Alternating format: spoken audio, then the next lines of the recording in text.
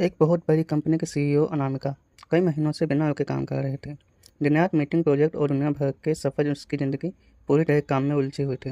आखिरकार उसने खुद को थोड़ा वक्त देने का सोचा और छुट्टियों में स्काई डाइविंग करने चली गई। लेकिन किस्मत को कुछ और ही मंजूर था।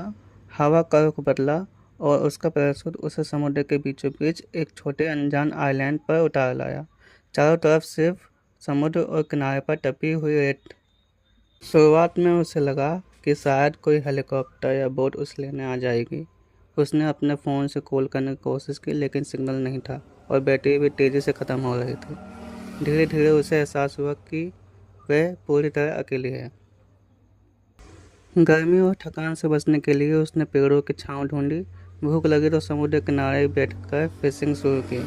कुछ कोशिशों के बाद उसने मछली पकड़ी और आग जलाकर खाई। कई दिनों तक वही उसका सहारा बना।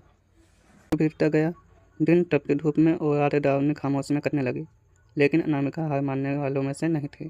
उसने सोचा, अगर मैं इतनी बड़ी कंपनी चला सकती हूँ तो यहाँ से भी निकलने का रास्ता ढूंढ सकती हूँ।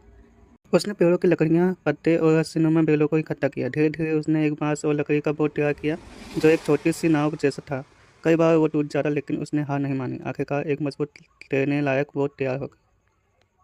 अगले दिन ही उसने उस बोट को समुद्र में उतारा। लहरें ऊंची थी, लेकिन उसके अंदर हिम्मत और उम्मीद और भी ऊंची थी। कई घंटों तक संघर्ष करने के बाद आखिरकार उसने किनारे पर एक मछुआरों की नाव दिखाई दी। उन्होंने उसे बचा लिया। कुछ दिनों बाद अनामिका वापस अपने घर लौट आई। उसके परिवार और कंपनी के लोग उसे देखकर भावुक हो गए। लेकिन इस अनुभव ने उसे बदल दिया था।